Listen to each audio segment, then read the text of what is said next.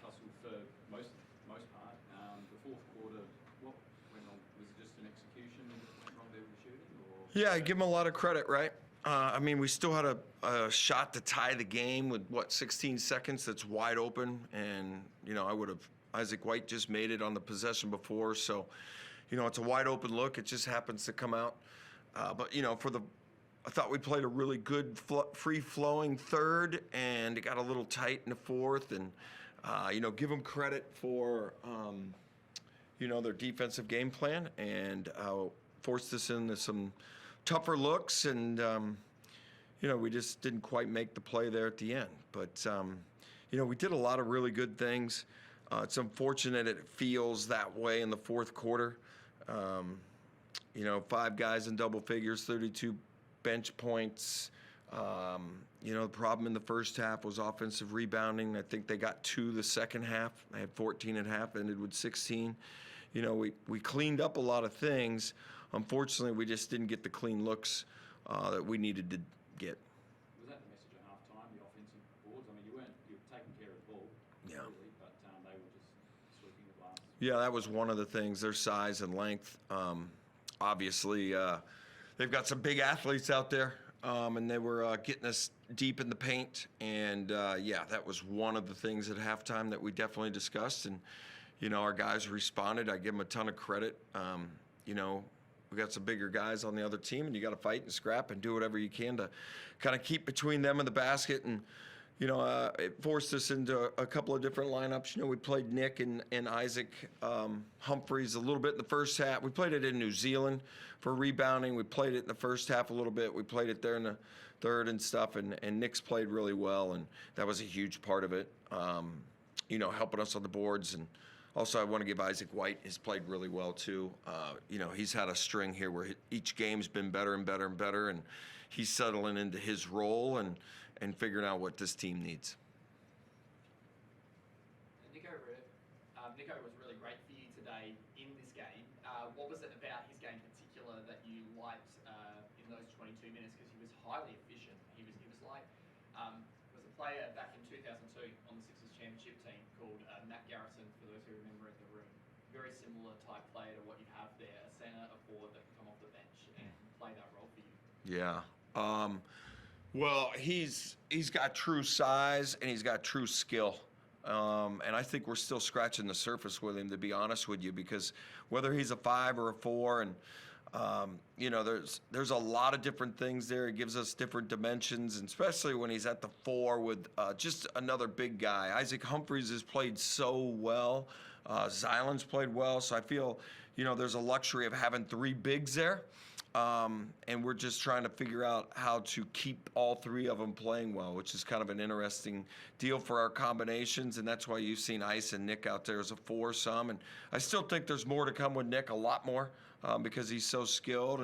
And one of those pieces will be the 3 ball. He's always shot the ball well in China.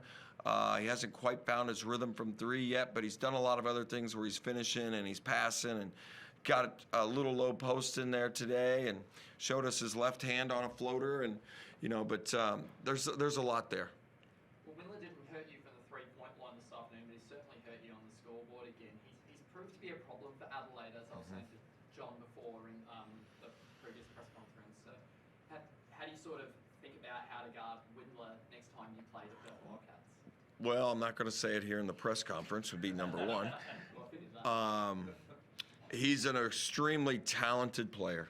I can clear visions of things that he did with the Cavaliers when I was in the NBA. He's a talented, hardworking kid, and one of the things he really does is rebound, and he rebounded at an NBA level. He's very, very efficient. But yeah, he got to the paint, and his size and his length was a problem.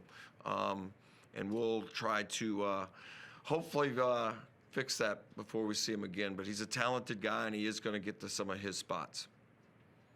Mike, can you talk about Isaac White's attitude off court? He's a very bubbly, great guy to be around. Yeah. What he brings to the locker room? Yeah, well, part of the plan of kind of changing this team and our culture and how the 36ers looked was was bringing in high IQ and high character guys, and he checks the box in both of those. I think we know who he is, and he's an Adelaide kid, which was another bonus for me.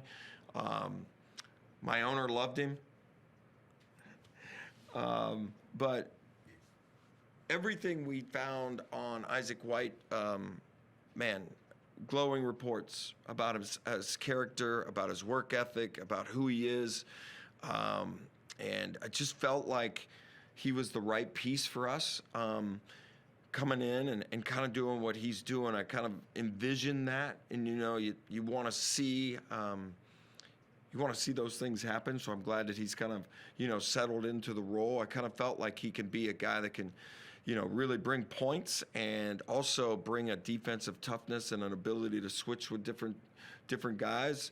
And I just think we're seeing that finally. It's taken him a little while to settle into a consistent role, and then there's different playing combinations with Bryce and with DJ or with Flynn, and what the big package is. But he's been outstanding, good as I was hoping, and everybody has sort of advertised. And I'm just glad that we got a chance to get him back in Adelaide and get him home and play in front of the hometown fans.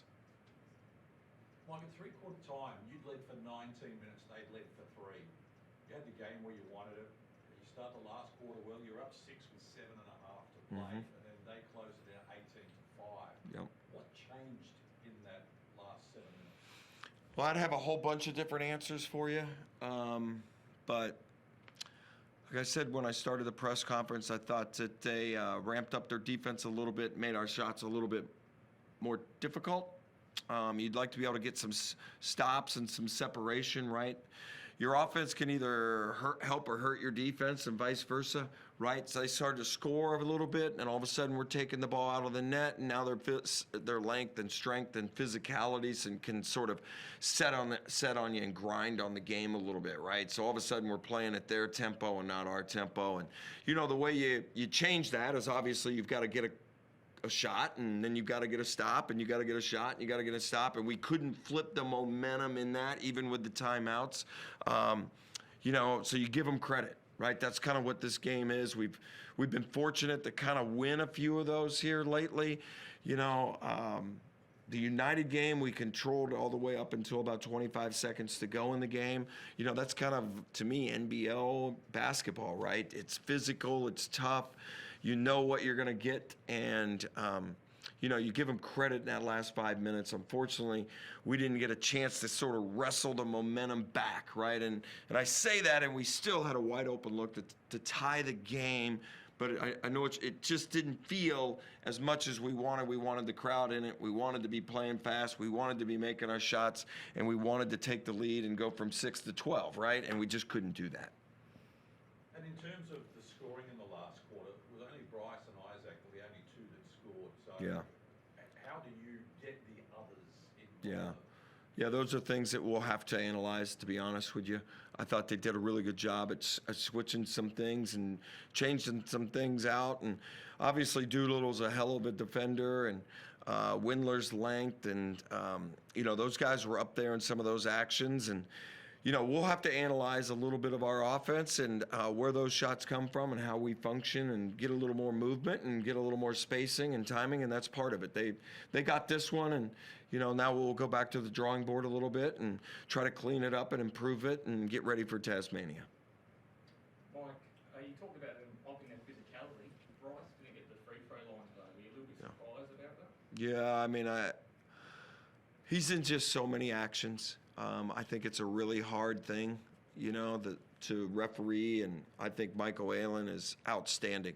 And he's really good at communicating with the coaches during the game, which I really, really appreciate. He'll give you an honest answer and evaluation of what he sees out there. But, yeah, would I like Bryce Cotton to get to the free throw line? Yes. And do I think that he should be to the free throw line? Just because of how many possessions he's got the ball and he's in actions. But, they didn't see it that way. That is what it is. I'm never going to sit here. I've never blamed the refs. I've never used it as an excuse. I never brought it up one time last year.